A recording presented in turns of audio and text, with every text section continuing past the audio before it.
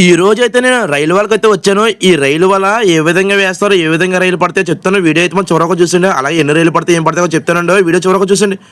Hi friends, మేము ఆలమట్టుకోనండి. ఈ రోజైతే రైలు వాళ్ళకి వచ్చామండి. ఈ రైలు వాళ్ళు చూసారు పొద్దున్న వేటకి వెళ్తామండి.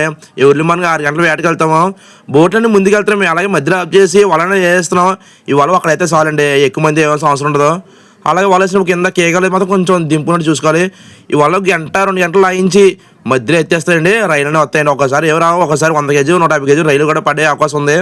మనకైతే కొన్ని రైలు అలాగే చిన్న చేపలు ఎక్కువ పడ్డాయండి. ఈ వాళ్ళకు రైలు ఎక్కువ పడితే చేపలు చిన్నవి పడుతున్నాయి, చిన్న కార్లకు పడుతుంటాయి. ఇవైతే కండే గుడ్లు అండి, మనకు యూజ్ అవ్వవు. ఇప్పుడైతే పారేస్తున్నాను. అలాగే మనకి ఒక టైగర్ రైలు కూడా వచ్చిందండి. టైగర్ రైలు కూడా చూపిస్తున్నాను, చూసారా?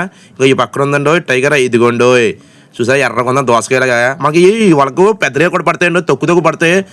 పాడుకు వచ్చి 4 రైలు 5 రైలు పడుతుంటాయి. అలాగే కండలు కూడా ఎక్కువ వస్తాయండి. ఎక్కువ మాత్రం ఈ సింక్రేలు పడతాయండి. చూసారు కదా, ఇదంతా సింక్రయ్య.